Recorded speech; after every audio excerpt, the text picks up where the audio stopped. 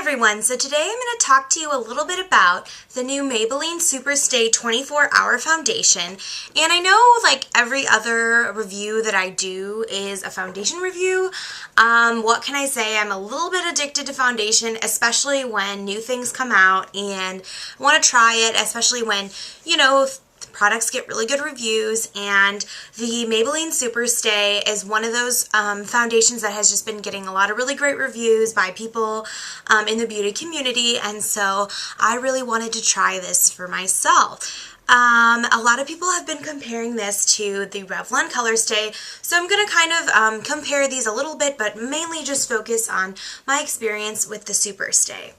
Now, the Superstay foundation is by Maybelline, and traditionally, in general, I'm not usually a fan of Maybelline or Maybelline foundations. I tried the Maybelline Dream Matte Mousse foundation, and I absolutely hated it, so I was very apprehensive to try the Maybelline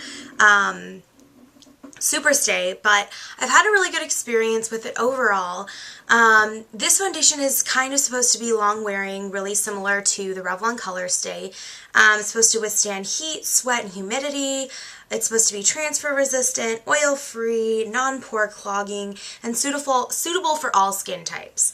Now I have combination oily skin, and this product does not come in two formulas, unlike the Colorstay, which comes in normal to dry and normal to oily formulas. This one says it's suitable for all skin types. And I had read reviews that it was not very good for people with oily skin, so I was a little apprehensive to try it, but I thought, you know what the heck, for $8, I'm just going to go ahead and try it.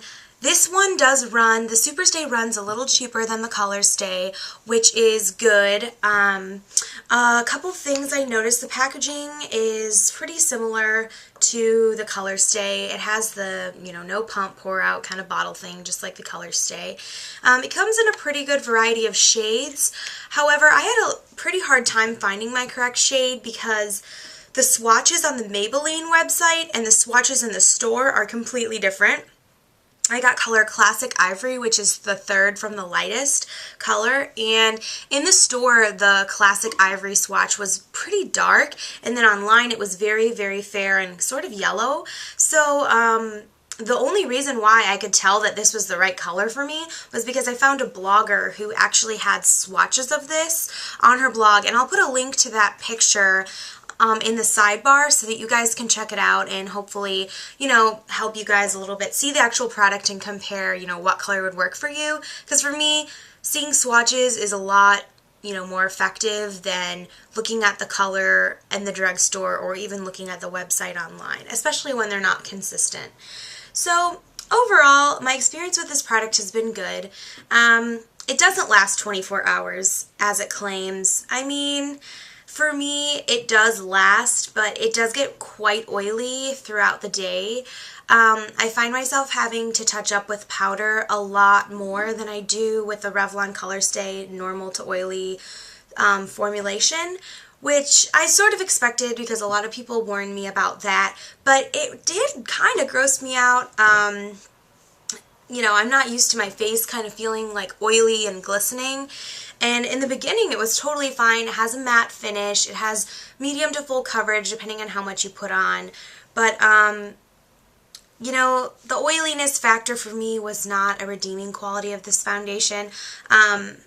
So if you do have normal to oily skin or oily skin, I would really probably say, if you really want to try it, go ahead, but keep your receipt, and if you have problems with it, just don't be hesitant to return it.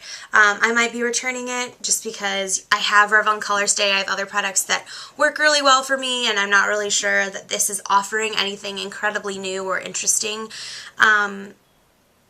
In general, I just think it's an all-around really good foundation.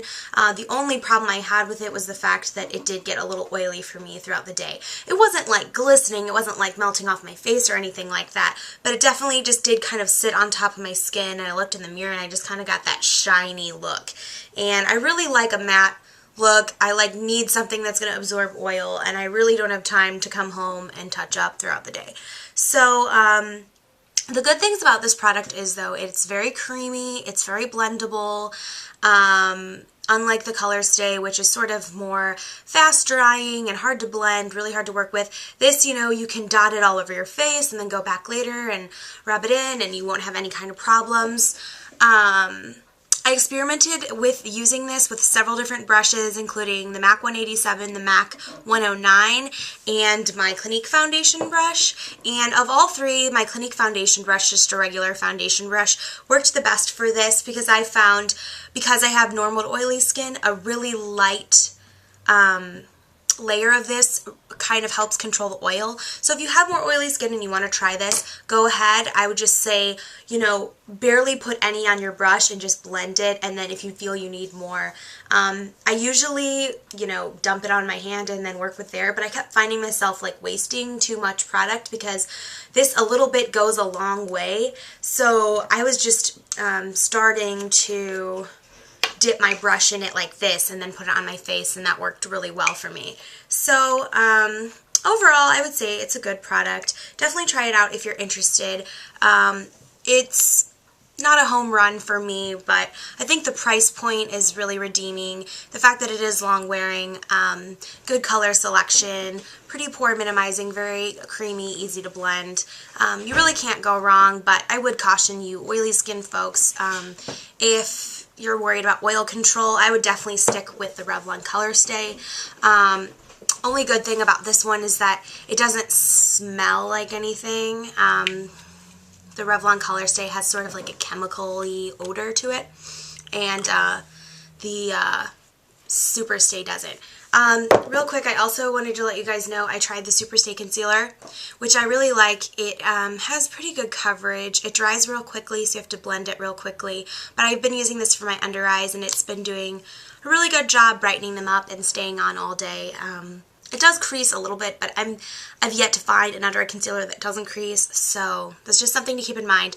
Between the two, I kind of like the concealer better than the foundation, but I've heard so many good things about this from other people, and it really has worked for me, just besides that little oily thing. So if you're looking for a long-wearing foundation that's cheap and won't irritate your skin or make you break out or anything, I would definitely give this a try. So I hope that was helpful. Feel free to leave me a comment if you have a question or if you want to share your experience with the product. And be sure to check out the links in my sidebar. I'll have links to my Twitter account and my blogs. So thanks so much for watching, and don't forget to rate, comment, and subscribe. Have a good day.